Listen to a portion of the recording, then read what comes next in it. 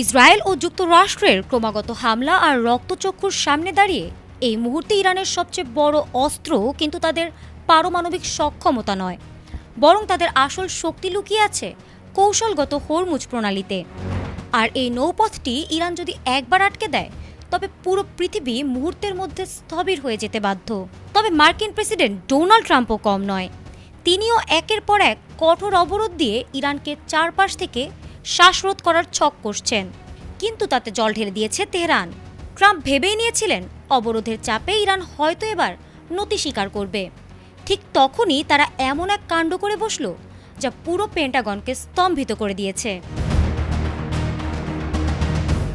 Oman সাগরে মার্কিন বাহিনীর জব্দ করার সব ছক আর বাধা ডিঙিয়ে হরমুজ প্রণালীর বুক চিরে ইরানি জাহাজ বীর দর্পে এগিয়ে চলল গন্তব্যের দিকে।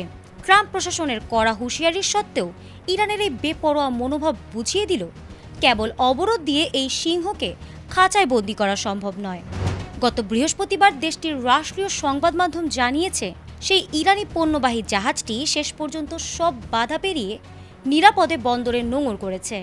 চালবাহী এই জাহাজটিকে মার্কিন বাহিনীর কবল থেকে রক্ষা করতে বিশেষ পাহারায় নিয়ে আসে ইরানের ইসলামী বিপ্লবী গার্ড বাহিনীর চৌকস নৌ ইউনিট। অথচ ওই অঞ্চলে আগে থেকেই মোতায়েন ছিল যুক্তরাষ্ট্রের অন্তত ২৬টি যুদ্ধজাহাজ এবং বিশাল রণতরী ইউএসএস জর্জ এইচ.ডব্লিউ. বুশ। মার্কিন সেন্ট্রাল কমান্ডের এত বিশাল আয়োজন আর নজরদারিকে বুড়ো আঙুল দেখিয়ে আইআরজিসির এই সাফল্য এক বিরাট রহস্যের জন্ম দিয়েছে।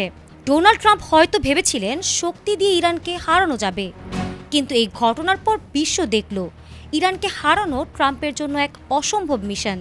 ইরানের কাছে হয়তো এমন কোনো রণকৌশল আছে যা আধুনিক বিশ্বের সবচেয়ে শক্তিশালী নৌবহরকেও বারবার ঘোল খাইয়ে দিচ্ছে। ফারহানা হক, এটিএন বাংলা।